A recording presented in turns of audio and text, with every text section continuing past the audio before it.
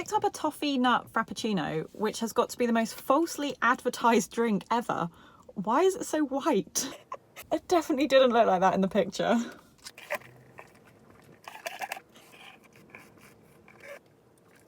It's nice.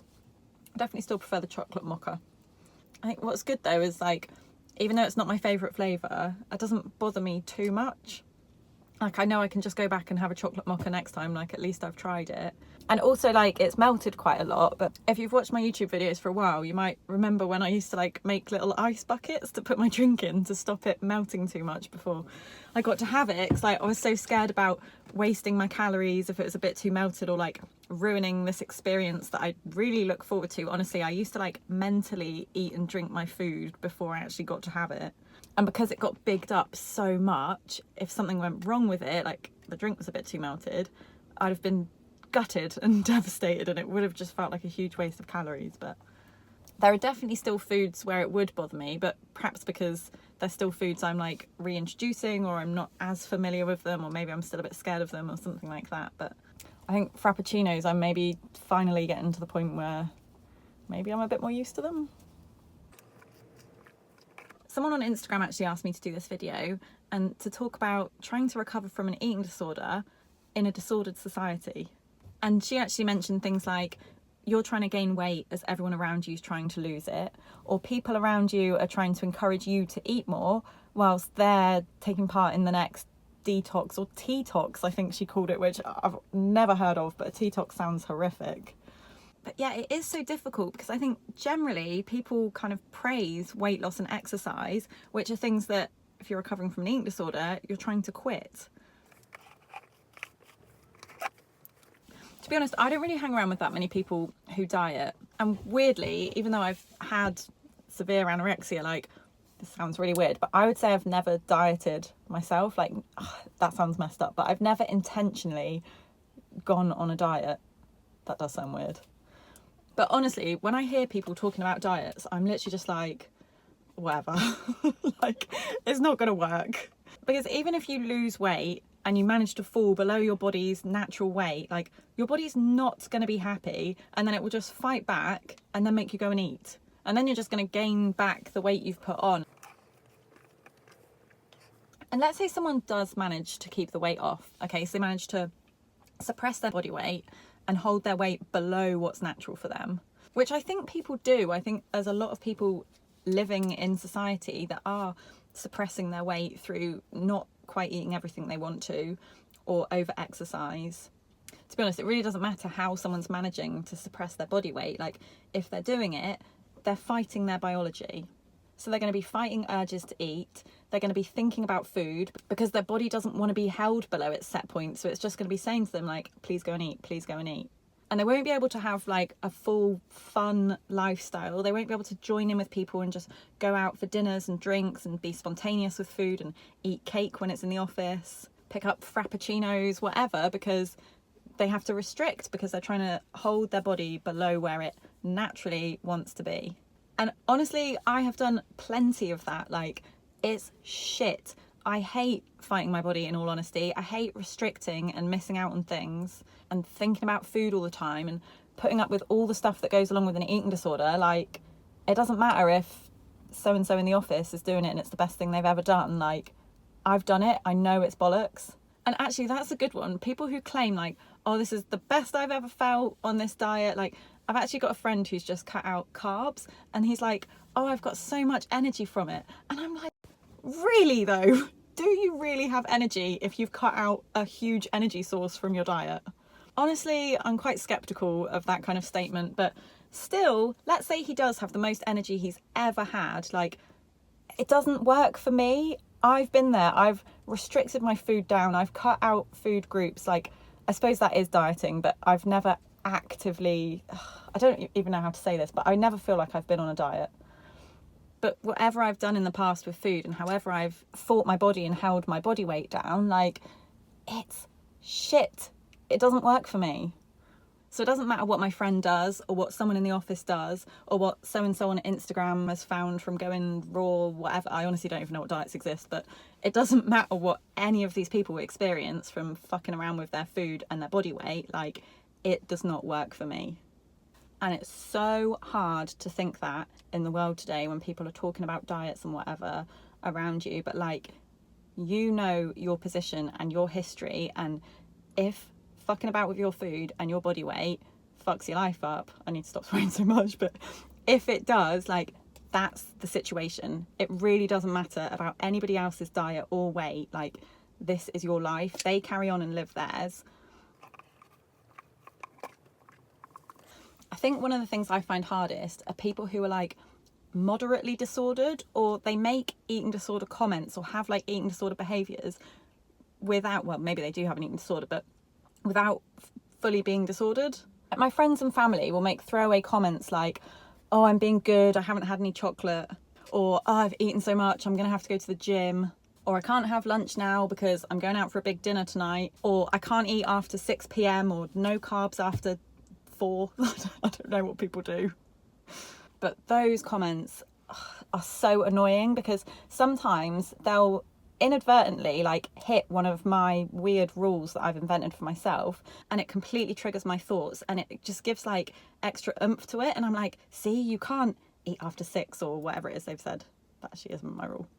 And it's annoying because quite often they can just carry on living their lives, and maybe they can even do that behaviour and it won't really impact them. Like, they can skip a meal, carry on living. Whereas for me, like, because of my history and whatever, just where I am, I cannot do that shit. Something else I've come across recently is people getting Fitbits. When did bodies stop just being bodies? When did they stop knowing how to do body shit? When did we need technology to start telling us when to frickin' breathe in the day? I know breathing's more of like a mindfulness one, but like, sleep, it tracks your sleep.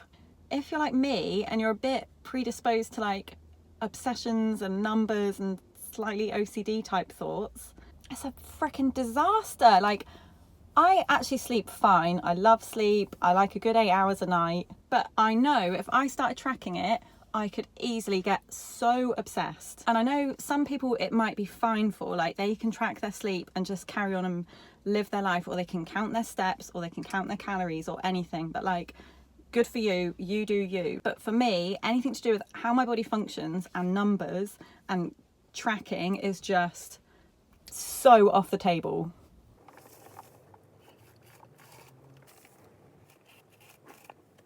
It's so weird how obsessed society is with like dieting and exercise and tracking your body. And sometimes I think it's a bit like taking an alcoholic to a bar. Like, people around me talking about their diets or their exercise or their Fitbit is literally like taking an alcoholic to a bar, buying them a Coke, and then sitting there with a glass of wine. I don't think people see that because it's so inherent in society. Like, it's just such a given that people talk about diet and exercise. And honestly, I don't think it's going to change. Like, that is just the world we live in, and we can't wrap ourselves up in cotton wool and like, I'll only recover if I never hear someone else is on a diet or if no one around me exercises. So to some degree, I think we just need to adopt a bit of a like, whatever attitude, like, you do you, I'll do me, we're on a different path here, and that shit just doesn't apply to me. Like, yeah. Although, having said that, I think who you hang around with definitely does make a difference. And me saying like, I don't really know anyone that's on a diet, like, honestly, I don't really, like, I don't know, I just don't really seem to hang around with people that are dieting. I don't know if that's me selecting my friends or something, but I think the people I'm attracted to are quite like carefree people that just like enjoy their lives, that aren't body focused. They're not like friends from the gym, that kind of thing.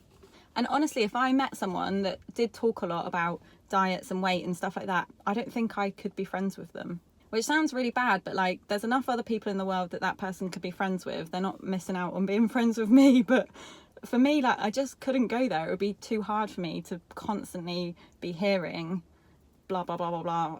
What I would hear is like eating disorder rules, or like, oh, should I be doing that? No, I shouldn't. And social media is maybe somewhere that we can manage it a bit more. Like, if you're following people that are triggering for you, or they've got eating habits or behaviours that you're trying to move away from, like, unfollow that person. Construct your own social society. Like, society as a whole I think honestly is quite disordered around eating and exercise, but we can construct the best version of it we can for ourselves. So like the people that you choose to hang around with, the people that you follow on social. If I was a recovering alcoholic, I wouldn't be following Heineken and Stella and the bar down the road.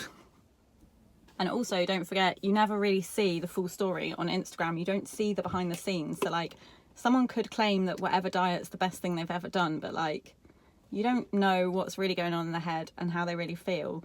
And even if it is the best thing they've ever done, they've got so much energy from cutting out carbs. I really call bullshit, but even if you do, it doesn't matter. Like, that is not the case for me, so good for you.